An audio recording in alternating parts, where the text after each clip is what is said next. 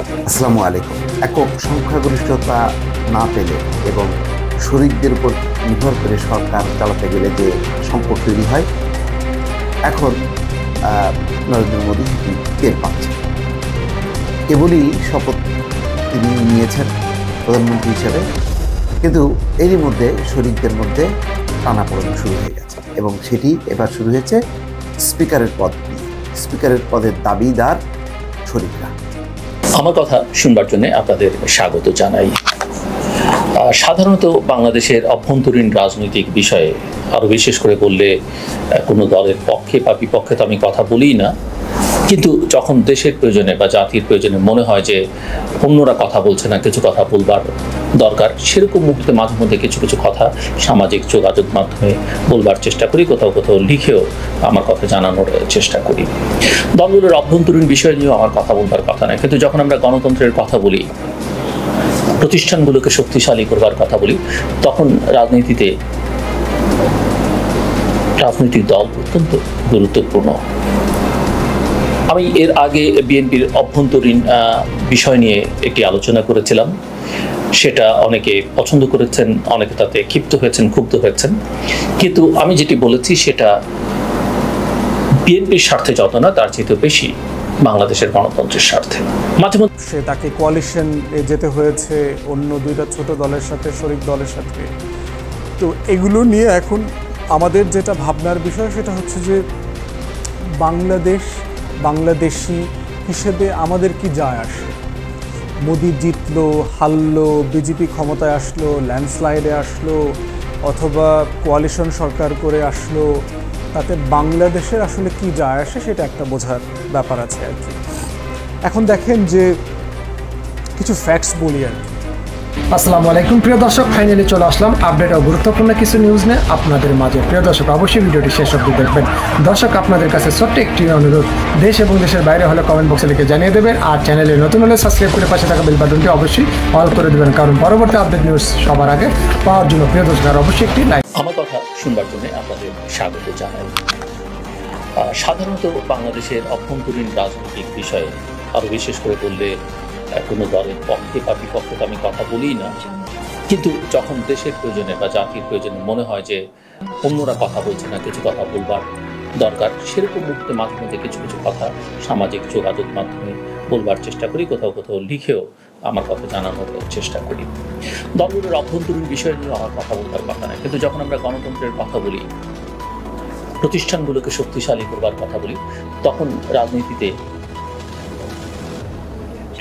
দল গুরুত্বপূর্ণ। আমি এর আগে বিএনপির অভ্যন্তরীণ বিষয় নিয়ে একটি আলোচনা করেছিলাম, সেটা অনেকে পছন্দ করেছেন, অনেকে তাতে ক্ষিপ্ত হয়েছেন, ক্ষুব্ধ হয়েছেন, কিন্তু আমি যেটি বলেছি সেটা বিএনপির স্বার্থে যত না, তার চেয়ে বেশি বাংলাদেশের গণতন্ত্রের স্বার্থে। মাঝে মধ্যে টুকরো আলোচনায় আমি আওয়ামী লীগ সম্পর্কে কথা বলেছি। আমি মনে করি আওয়ামী লীগ বা বিএনপি তারা নিজেরা যতই চাক না কেন একে অপরকে নিশ্চিহ্ন করতে, সেটা বাংলাদেশের রাজনীতিতে আমি অন্তত সামনের দিনগুলোতে সেটা সম্ভব হবে বলে মনে করি না। এই দুটো দল অত্যন্ত শক্তিশালী এবং বাংলাদেশের গণতন্ত্রকে নিশ্চিত করবার জন্য, শক্তিশালী করবার জন্য তাদের অভ্যন্তরীণ দুর্বলতা, তাদের সীমাবদ্ধতা, তাদের মনস্তাত্ত্বিক সমস্যা, সেগুলো থাকবার পরে আমি মনে করি গণতন্ত্রের জন্য এই দুটো দল অপরিহার্য, এই দুটো দল শক্তিশালী থাকা অপরিহার্য, এই দুটো দল গণতান্ত্রিক হয়ে ওঠা অপরিহার্য। বিএনপিকে নিয়ে যত বিস্তারিত একটি ভিডিওতে আলোচনা করেছিলাম, আওয়ামী লীগ নিয়ে আমি সেরকম করিনি, কিন্তু আমার ইচ্ছে আছে ভবিষ্যতে সেই আলোচনা আমি করব। আমি আবারও আপনাদের স্বাগত জানাই আমার কথা শুনবার জন্য, এবং আজকেও আমি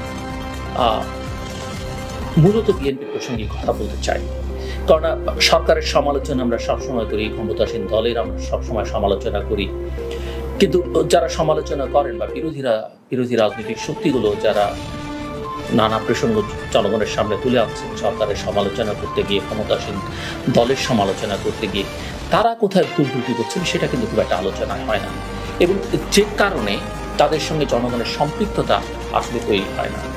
তারা অতীতে কি করেছেন সেটা কি তারা স্বীকার করেন? সেটা কি শোধরাবার জন্য তারা কি করবেন সে বিষয়ে কোনো অঙ্গীকার করছেন? সেগুলো কি মানুষের আস্থা অর্জন করতে পারছে? গণতন্ত্রের দুটো চাকা, একটা বাদ দিয়ে আরেকটা চাকা যেমন চলে না, সাইকেলের চাকার মতো, যদি এক চাকার সাইকেলও আছে, তাতে অনেক সময় গতি বৃদ্ধি পায়, দেখতেও অনেক ভালো লাগে, এমনকি স্বৈর শাসকদের শাসনামলেও দেশের অনেক উন্নতি হয়। কিন্তু মোটা দাগে বা চূড়ান্ত বিচারে সেগুলো দেশের জন্য বা জনগণের জন্য একদমই কল্যাণকর হয় না। সেই বিবেচনা থেকে আমি মনে করি যে শুধু সরকারের সমালোচনা, বিরোধী দলেরও দুর্বলতাগুলো চিহ্নিত করা দরকার। এমনকি আমি মনে করি ব্যক্তিগতভাবে যারা আমরা সমাজে রাষ্ট্রে ক্রিয়াশীল, তাদের অভ্যন্তরীণ সমালোচনা থাকলে বা আত্মসমালোচনা থাকলে সেটা করা উচিত। যে প্রসঙ্গে আমি কথা বলতে চাইছিলাম যে আমাদের দেশে মত প্রকাশের স্বাধীনতার অবস্থা কেমন তা নিয়ে কম বেশি সবারই একটা ধারণা আছে। কাজটা বেশি ঝুঁকিপূর্ণ, তাই সবাই বিরোধী দল নিয়ে খুব বেশি বিপ্লবী সমালোচনা করতে পছন্দ করেন। আমি সেই দলের লোক নেই, তবে আমি মনে করি আবার বিরোধী দল নিয়ে কিছুই বলা যাবে না সেটাও আমি সমর্থন করি। আমি মনে করি বিরোধী দলের আলোচনা হওয়া উচিত। বিরোধী দল বা স্পষ্ট করে বললে বাংলাদেশ জাতীয়তাবাদী দল বিএনপি বাংলাদেশের রাজনীতির জন্য অন্যতম গুরুত্বপূর্ণ ভূমিকা পালন করে আসছে, সামনে করবে, তাতে কোনো সন্দেহ নেই। ফলে দলটির বিভিন্ন বিষয় নিয়ে, নানা বিষয় নিয়ে আলোচনা সমালোচনা থাকবে, এটাই অত্যন্ত স্বাভাবিক। আমি আশা করব বিএনপি নেতাকর্মীরাও সেটা মনে করবেন।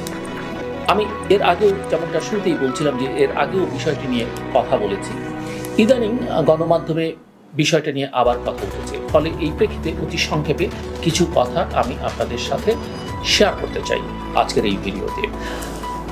প্রতিবেশী দেশ ভারতে অবস্থান করা বিএনপি নেতা সালাউদ্দিন আহমেদ, যিনি বিএনপি জাতীয় স্থায়ী কমিটির সদস্য, তিনি এক সময়ে সরকারের প্রতিমন্ত্রী দায়িত্ব পালন করেছেন, সংসদ সদস্য ছিলেন, তাকে ঘিরে রহস্যটা এখনো কাটছে না। অন্তত কোনো শীর্ষ গণমাধ্যমের খবরাখবর দেখলে সেটা কিন্তু অনেকের কাছে নিশ্চিত একটা বিষয় বলে মনে হয়।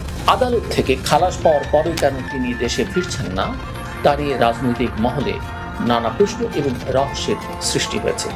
কিন্তু অদ্ভুত শোনালেও সত্য হলো ভারতে থেকেই তিনি বাংলাদেশ জাতীয়তাবাদী দল বিএনপির রাজনীতিতে সক্রিয় রয়েছেন।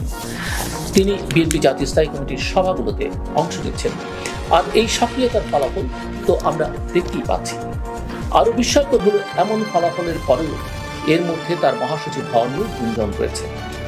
আমরা জানি 2023 সালের ফেব্রুয়ারিতে আদালত থেকে খালাস পাওয়ার পর মিস্টার সালাউদ্দিন আহমেদ বাংলাদেশ জাতীয়তাবাদী দল বিএনপির স্থায়ী কমিটির বৈঠকে অংশ নেওয়া শুরু করেন।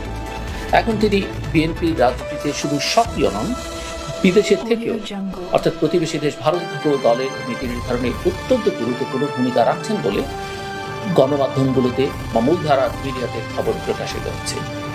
বিএনপির নেতাকর্মীদের অনেকেই বলছেন যে 7 জানুয়ারির দ্বাদশ জাতীয় সংসদ নির্বাচনের আগে বিরোধী দলের যুগপৎ আন্দোলনের কর্মসূচি এবং কৌশল নির্ধারণে মিস্টার সালাউদ্দিন আহমেদের বিশেষ প্রভাব ছিল। বিশেষ করে গত বছরের 29 জুলাই রাজধানীর ঢাকার 4 প্রবেশ পথে অবস্থান কর্মসূচির সমন্বয়ে তিনি দায়িত্ব পালন করেছিলেন। ভারপ্রাপ্ত চেয়ারম্যান মিস্টার তারেক রহমান কোন বিবেচনায় তাকে এই দায়িত্ব দিয়ে পুরো আন্দোলনটাকে ব্যর্থ হবার সুযোগ করে দিলেন তা আমি তো বুঝতেই পারিনি, অনেকের পক্ষে বোঝা সম্ভব হয়ে ওঠেনি। এ নিয়ে জ্যেষ্ঠ নেতাদের মধ্যে বিরূপ প্রতিক্রিয়া ছিল। তারপরও 28 অক্টোবর নয়াপল্টনে বিএনপির মহাসমাবেশ বন্ধ হওয়ার পরের কর্মসূচিগুলোতেও তার নেপথ্য ভূমিকা ছিল বলে মিডিয়াতে খবর প্রকাশ হয়েছে। শুধু তাই নয়, খবর এরকমও ছিল যে 28 অক্টোবরের পুরো কর্মসূচিটির তত্ত্বাবধান বা সমন্বয়ের দায়িত্বে তিনি ছিলেন, অর্থাৎ মিস্টার সালাউদ্দিন আহমেদ ছিলেন। এবং সেই কর্মসূচিগুলো বিএনপিকে কতটা ক্ষতিগ্রস্ত করেছে, এখনো করছে, তা রাজনীতির বিষয়ে ওয়াকিবহাল ব্যক্তিমাত্রই জানেন। এখনকার কর্মসূচিগুলোতে 7 তারিখের নির্বাচন নিয়ে কোনো কথা নেই। দেশের ভোটাধিকার প্রয়োগের উপযুক্ত নির্বাচনে যে সব সমস্যার গোড়া, বারবার যে এই দাবি করা দরকার তা দেখতে পাওয়া যাচ্ছে না।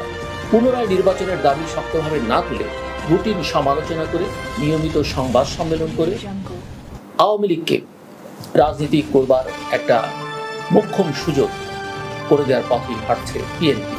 এবং যে কারণে মিস্টার আহমেদকে নিয়ে অনেকে কথা বলেন বা আরও অনেককে নিয়ে অনেক কথা বলেন। আমি সেই কথাগুলো বা সেই অভিযোগগুলোকে যৌক্তিক বা সেই অভিযোগগুলোর পক্ষে যথেষ্ট প্রমাণাদি আছে সে কথা বলছি না, কিন্তু সাধারণভাবে একটা পারসেপশন তৈরি হয়েছে বা ধারণা তৈরি হয়েছে, এবং এটা করিডোরে এই আলোচনা আছে যে বাংলাদেশ জাতীয়তাবাদী দল বিএনপির নেতৃত্বের একটা বড় অংশই প্রতিবেশী দেশ দ্বারা নিয়ন্ত্রিত।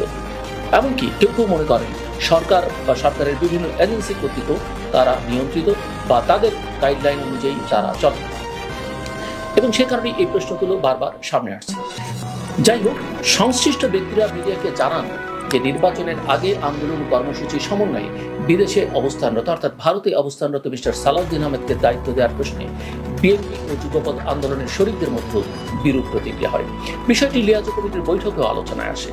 বিএনপির সঙ্গে এক বৈঠকে গণতন্ত্র মঞ্চের একজন নেতা এ বিষয়ে প্রশ্ন তুলেছিলেন, এবং সেই নেতা ভবিষ্যতে যুগপৎ কর্মসূচি সমন্বয়ে ঢাকায় থাকা বিএনপির কোনো জ্যেষ্ঠ নেতাকে দায়িত্ব দেওয়ার পরামর্শ দেন। অবস্থান কর্মসূচি বন্ধ হওয়ার পর দলের ভিতরে ব্যাপকভাবে আলোচনা হয় যে দেশে না থেকেও তিনি অর্থাৎ মিস্টার সালাউদ্দিন আহমেদ কিভাবে কর্মসূচি সমন্বয় করবেন। আর এমন সব ব্যর্থতার পরে এখন মহাসচিব হিসেবে তাকে দলের স্থান দেওয়ার যে আগাম গুঞ্জন শুরু হয়েছে তা বিরোধী দলের রাজনীতির জন্য কতটা সুফল বয়ে আনবে তা কিন্তু গভীরভাবে বিচার বিশ্লেষণের দাবি রাখে। শুধু তাই নয়, যিনি মহাসচিব আছেন এখন, তিনি দীর্ঘকাল বিএনপির ভারপ্রাপ্ত মহাসচিব অর্থাৎ মহাসচিবের ভার গ্রহণ করেছেন, তার জন্য এটা কতটা স্বস্তিকর সেটা নিয়েও কিন্তু আলোচনার সুযোগ রয়েছে। বাংলাদেশ জাতীয়তাবাদী দল বিএনপি বা কোনো দলের কোনো নেতার প্রতি আমার ব্যক্তিগত কোনো আক্রোশ বা আলাদা করে কোনো বিশেষ রকমের প্রীতিও নেই। আমি জানি মিস্টার সালাউদ্দিন আহমেদ একজন জনপ্রিয় নেতা, বিশেষ করে তার নির্বাচনী এলাকায় কক্সবাজারে, এবং শুধু তাই নয়, তিনি প্রশাসনে ছিলেন, তিনি আমার অনুষ্ঠানেও এসেছেন তৃতীয় মাত্রা একাধিকবার। সো তার সঙ্গে আমার ব্যক্তিগত কোনো বিরোধ নেই। এমনকি ক্ষমতায় যারা আছেন তাদের সমালোচনা যখন করি আমরা, তখনও কিন্তু এটা মাথায় রাখতে হবে যে ব্যক্তিগতভাবে কারো প্রতি বিরাগ পছন্দ এই আলোচনা সমালোচনা আমরা করি না। আমরা যা কিছু করছি সব দেশের স্বার্থে, এবং রাজনীতি যেখানে থাকবে, গণতন্ত্র যেখানে থাকবে, সেখানে এই সমালোচনা, আত্মসমালোচনা, পারস্পরিক দোষ ত্রুটি তুলে ধরবার একটা চেষ্টা, সেগুলো কিন্তু গণতন্ত্রেরই অংশ। ফলে আমার এই বিশ্লেষণকে কোনো ব্যক্তিগত অবস্থানের আলোকে দেখবার সুযোগ নেই। একজন সাংবাদিক ও সাধারণ নাগরিক হিসেবে আমার যা মনে হয় তাই খোলামেলাভাবে আপনাদের সাথে আমি এখানে শেয়ার করতে চেষ্টা করি। অনেকেই মনে করেন যে বিরোধী দল নিয়ে সমালোচনা করা উচিত নয়, কারণ বিরোধী দল এখন এমনিতেই মার্জিনালাইজ বা চাপের মধ্যে আছে। কিন্তু আমি মনে করি বিরোধী দল সম্পর্কেও আলোচনা করা দরকার। এমনকি বিরোধী দলের নেতা যারা বিরোধী দলে থেকে ভবিষ্যতে সংসদ সদস্য, মন্ত্রী, এমপি বা প্রধানমন্ত্রী হবার স্বপ্ন দেখছেন, তাদেরকেও সমালোচনাগুলো সহ্য করতে হবে। এখনই যদি সমালোচনা সহ্য না করতে পারেন, ক্ষমতায় গিয়ে তো সমালোচনা, কারণ তখন পারিষদ বর্গ শক্তিশালী থাকবে, সরকারের অনেক যন্ত্র মেশিনারি কাজ করবে পক্ষে, তখন তো সহ্য করবার সক্ষমতা বা ক্ষমতাটা আরও থাকবে না। কাজে আমরা দেখতে চাই যে তারাও, বিরোধীরাও সমালোচনা সহ্য করতে পারেন, কারণ একথা মাথায় রাখতে হবে, ক্ষমতায় গেলে তারাই যাবেন, আমি বা সাধারণ মানুষ যাবে না। সুযোগ সুবিধা তারাই ভোগ করবেন, কাজে তাদের এই সমালোচনা সহ্য করবার মানসিকতা থাকতে হবে। বাংলাদেশ জাতীয়তাবাদী দল বিএনপির নেতাকর্মীদের বড় একটি অংশ এখনও সালাউদ্দিন আহমেদকে পরিপূর্ণভাবে মুক্ত বা স্বাধীন মনে করেন না। তাদের যুক্তি হচ্ছে মিস্টার আহমেদ আদালত থেকে খালাস পেলেও দেশে ফিরতে পারছেন না। তিনি দীর্ঘ 9 বছর ধরে ভারতে আছেন, সেখানে কতটা প্রভাবযুক্ত থেকে তার পক্ষে শক্ত রাজনৈতিক ভূমিকা পালন করা সম্ভব তা নিয়ে অনেকের মধ্যে সংশয় আছে। অতি সম্প্রতি মিস্টার সালাউদ্দিন আহমেদকে ঘিরে বিএনপির নেতাকর্মীদের একটি অংশে ব্যাপক গুঞ্জন যে তিনি দলের পরবর্তী মহাসচিব হচ্ছেন। অবশ্য এই ধরনের গুঞ্জন নাকচ করে দিয়েছেন মিস্টার সালাউদ্দিন আহমেদ নিজেই। তিনি গণমাধ্যমকে বলেছেন যে মহাসচিব পরিবর্তন হতে গেলে সাংগঠনিক প্রক্রিয়ার সম্মেলন হবে, অথবা দলের চেয়ারম্যান, ভারপ্রাপ্ত চেয়ারম্যান গঠনতান্ত্রিক ক্ষমতা বলে পরিবর্তন করেন। এখন মহাসচিব পদ কি খালি হয়েছে? আমাদের মহাসচিব যথেষ্ট উপযুক্ত লোক, তিনি ভালোই চালাচ্ছেন, এটা বলছেন বা বলেছেন গণমাধ্যমে মিস্টার সালাউদ্দিন আহমেদ। এটা যদি ওনার সঠিক উপলব্ধি হয়ে থাকে, তাহলে যারা তাকে নিয়ে বা তাকে ঘিরে এই ধরনের রহস্যময় আবহ তৈরি করতে চেষ্টা করছেন, তারা দলের তো বটেই, এমনকি মিস্টার আহমেদেরও রাজনৈতিক ক্যারিয়ারের ক্ষতি করছেন। মির্জা ফখরুলের ঐতিহাসিক ভূমিকার গুরুত্ব বিএনপি বুঝতে না পারলেও সেটা গোটা রাজনীতির জন্য আক্ষেপের বিষয় হবে। দলটির শুধু নয়, দেশের রাজনীতির গুণগত পরিবর্তনে এই ধরনের ব্যক্তিত্বকে আমরা যদি মর্যাদা দিতে না পারি, তাহলে রাজনীতি মাফিয়াদের দখলে চলে যাবে, এটাই স্বাভাবিক। ওনাকে নিয়ে যে ধরনের গুঞ্জন তা বন্ধ করতে ওনার নিজেরই সক্রিয় হওয়া দরকার বলে আমার মনে হয়। আমি মিস্টার আহমেদের কথা বলছিলাম, কিন্তু বাস্তবিকতা তেমন কোনো পদক্ষেপ চোখে পড়ে না, বরং কিছু বিতর্কিত লোক যাদের কারণে দলটি মাঝে মধ্যে বেকায়দায় পড়েন, এমন কিছু নেতা সালাউদ্দিন সাহেবকে ঘিরে একটা এজেন্ডা তৈরি করছেন বলেই মনে হচ্ছে। এই প্রসঙ্গে মিডিয়াকে দেওয়া মিস্টার রুহুল কবির রিজভীর, বিএনপির সিনিয়র যুগ্ম মহাসচিব মিস্টার রুহুল কবির রিজভীর মন্তব্য খুবই ইন্টারেস্টিং। সালাউদ্দিন সাহেব বর্তমান মহাসচিব জনাব মির্জা ফখরুল ইসলাম আলমগীরকেই যোগ্য বলে মিডিয়াকে বলছেন বটে, কিন্তু সালাউদ্দিন আহমেদ সম্পর্কে বিএনপির জ্যেষ্ঠ যুগ্ম মহাসচিব রুহুল কবির রিজভী সম্প্রতি মিডিয়াকে বলেন, দল মনে করলে মহাসচিব হতেই পারেন, তার যে অবদান তিনি খুবই উপযুক্ত লোক। মিস্টার রিজভীর বক্তব্য হচ্ছে এইরকম। আশা করি দর্শক শ্রোতা আপনারা আন্দাজ করতে পারছেন এই খেলার রহস্য। ফলে মিডিয়াকে যতই রহস্যময় বলে এইসব ঘটনাকে প্রচার হোক, আদতে এগুলো তেমন কোনো রহস্যময় বিষয় নয়। বাস্তবতার দিকে চোখ কান খোলা রেখে যারা তাকাতে পারে তাদের কাছে এগুলো পানির মতো পরিষ্কার হয়ে যাবার কথা। মিস্টার সালাউদ্দিন আহমেদ এর উপর যে অন্যায় করা হয়েছে তার নিন্দা আমরা সবাই জানাই। আপনাদের যাদের মনে নেই সেই ঘটনা, তাদের জন্য সংক্ষেপে একটু ইতিহাসটা মনে করিয়ে দিতে চাই। সেই 2015 সালের শুরুর দিকে তখনকার উত্তপ্ত রাজনৈতিক প্রেক্ষাপটে সালাউদ্দিন আহমেদ রাজধানীর উত্তরা থেকে নিখোঁজ হন। তখন তিনি বিএনপির যুগ্ম মহাসচিব পদে ছিলেন। 2014 সালের 5 জানুয়ারির সংসদ নির্বাচন বর্জন করে বিএনপি যখন সরকার বিরোধী আন্দোলন করছিল, তখন দলের মহাসচিব সহ অনেক জ্যেষ্ঠ নেতাকে গ্রেপ্তার করা হয়। সে সময় সালাউদ্দিন আত্মগোপনে থেকে দলের মুখপাত্র হিসেবে বিবৃতি দিতেন, গণমাধ্যমে কথা বলতেন। এমন প্রেক্ষাপটে 2015 সালের 10 মার্চ রাজধানীর উত্তরার একটি বাসা থেকে তিনি রহস্যজনকভাবে নিখোঁজ হন। পরে মিডিয়াতে জানা যায় আলোচিত একজন ব্যবসায়ীর আশ্রয়ে তিনি ছিলেন সেই সময়, যদিও তার যথেষ্ট প্রমাণাদি সেই বক্তব্যের পক্ষে নেই। বিএনপি তখন অভিযোগ করে যে গোয়েন্দা সংস্থার লোকজন সালাউদ্দিন আহমেদকে তুলে নিয়ে গেছে। এর ঠিক 62 দিন পর 11 মে সিলেটের সীমান্ত লাগোয়া ভারতের মেঘালয়ে শিলংয়ে পুলিশ তাকে উদ্ধার করে। তখন ভারতের পুলিশের পক্ষ থেকে বলা হয়েছিল যে সালাউদ্দিন আহমেদ শিলংয়ে উদ্ভ্রান্তের মতো ঘোরাঘুরি করায় তাকে আটক করা হয়। বৈধ কাগজপত্র ছাড়া ভারতে প্রবেশের অভিযোগে ফরেনার্স অ্যাক্ট অনুযায়ী তাকে গ্রেপ্তার দেখায় ভারতীয় পুলিশ। পরে সালাউদ্দিনের বিরুদ্ধে অনুপ্রবেশের মামলা এবং পরে অভিযোগ গঠন করা হয়। এই মামলায় 2018 সালের 26 অক্টোবর শিলংয়ে নিম্ন আদালত মিস্টার সালাউদ্দিন আহমেদকে খালাস দেন। এর বিরুদ্ধে ভারত সরকার আপিল করে। 2023 সালের 28 ফেব্রুয়ারি শিলং জজ আদালত সালাউদ্দিন আহমেদকে খালাস দেন। এখন প্রশ্ন হচ্ছে, খালাস পাওয়ার পরেও কেন তিনি দেশে ফিরছেন না? গত 9 মার্চ বিএনপির মহাসচিব সংবাদ সম্মেলন করে তাকে ফেরত পাঠাতে ভারতের প্রতি আহ্বান জানান। ভারতে আদালতের রায়ে খালাস পাওয়ার পর প্রায় 15 মাস পার হয়ে গেলেও এখনো তিনি দেশে ফিরতে পারেননি। এ বিষয়ে সালাউদ্দিন আহমেদ মিডিয়াকে বলেন, আমার বিরুদ্ধে মামলা নেই, আদালত খালাস দিয়েছেন, এরপরেও ফেরত পাঠাচ্ছে না। অনেকে মনে করছে আমি আসছি না, এ নিয়ে ভুল বোঝাবুঝি আছে। আপনারা বাংলাদেশের পররাষ্ট্র মন্ত্রণালয় ভারত সরকারকে জিজ্ঞেস করেন কেন তারা পাঠাচ্ছে না, আমার তো করবার কিছু নেই।